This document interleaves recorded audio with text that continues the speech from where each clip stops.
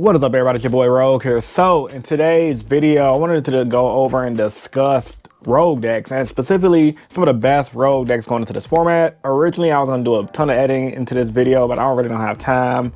I got a lot of videos I want to film, so I just want to go you guys the video now and get straight into the video. So like I said, there's a lot of rogue decks that's going to be on this list. One is not better than five is not better than one. These are all equally good in my opinion.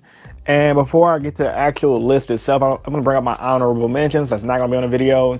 Heroes, honorable mention. I know it's a good deck. I personally play it. However, if I was to go based on numbers, which is what I'm doing with this video, there's not enough hero decks topping right now to justify adding it to the list. Moving forward, though, that could change, but I do believe in the hero deck. Also, a deck I don't want to include on this list is going to be Crystal Beast, another solid deck list. Now, main deck on the list right now that I think you're going to see everywhere, especially on the local scene, is the newly introduced Trap Tricks deck. Trap Tricks deck, $10 structure deck, came with some awesome reprints, and it came with a lot of new support. The reason why this deck is one of the best decks in the format and on this list, for one, I'm seeing tons of different YouTube videos advertising that with just the structure deck, people have won locals pack. TCG comes to name, as well as other content creators like Team Samurai. So I know the deck is really good. Although I haven't played against it myself, I did watch a couple of games prior to making this video, and it spams out Floodgate Trap Hole. Now, what that card does amongst the other trap holes that it can use and normal traps it can use, Floodgate Trap Hole specifically puts the card face down and it can't be flipped face up. So against Cashiers, that's very powerful. It's like actually a card I was considering teching, but I just can't fit it because I'm playing heroes. However, I will say this. Outside of Floodgate Trap Hole, the deck can spam D-Barrier. Trap Tricks is already a solid rank 4 engine anyway, and it plays similar to gadgets. So with that being said, I have them listed number 5. If you guys don't know what the gadget archetype used to do, it was a really control-based type of deck that flowed well, and that's what Trap Tricks is currently doing.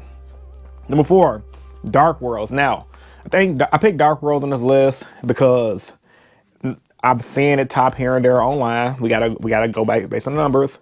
Dark World Danger variant specifically. However, there's a lot of combo that you can do with the Dark World deck. A lot of combos.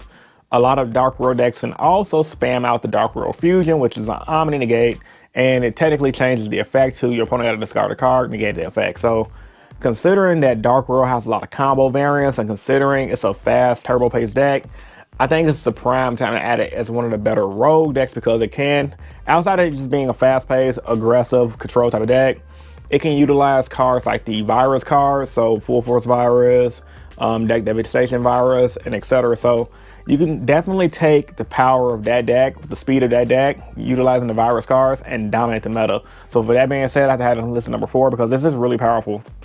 Number 3, Tearlament. Now, although Tearlament was the reign of everyone's nightmares back in the day, it's starting to come back into the new meta game despite the fact of it getting hit.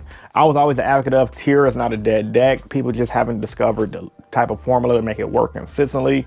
It's already got a couple of regional top 8s, and the deck is really fast paced. All it really had to do was adjust its play style, add more fusion substitute options, and just go from there. It did lose consistency because of the ban list. However, the reason why it's on the list as a rogue deck because people have topped with it recently, which is why showing that it's good. And on top of that, no one's expecting it. So if you go to a tournament with Tier, you start milling with Halfness on your opponent's turn, you're gonna scare the crap out of them. I don't care what they say because the deck still has a little bit of power it can use. And on top of that, the deck's still solid. It just got knocked down. So Tearlaments, I think, is a solid role pick for this list. Don't be surprised when you see it at a regionals and or a tournament, local tournament near you. Number 2, Plunder Patrol. Now, out of all these decks I'm mentioning, Plunder Patrol probably will be the better one. However, a lot of these decks, they are all hit or miss depending on what they play against. Plunder Patrol is very powerful. I had the joy of playing against this at my last local, so if you have not seen that vlog, check it out. It's really good. The deck can spam. It can pop off with one Plunder monster. Don't ask me their names. I don't know none of their names like that. But what I can tell you, it has fusion that can banish a card. It has pseudo negates. It can gain their recursions a lot. They based off of elements. They can main deck kaijus. They can main deck the adventure token engine. Just with that fact alone, kaijus that helps you out in tap Cashier matchup. The main decking of the adventure engine helps you board wipe. And on top of that, the core engine itself can spam to the field. I don't see how this deck is not going to be good. My boy Joey from Locals, he's been winning Locals every other week with it.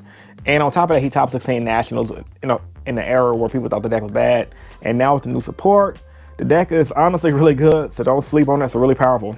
And the last deck I wanted to talk about, guys, the last deck I want to talk about is Flumrunderies. I don't know why. Because of Barrier Statue getting banned, people just seem to give up on Flunderies. The deck's still good. It still does everything it can do. It normal summons consistently. It could pit up Big Bird, that's a negate.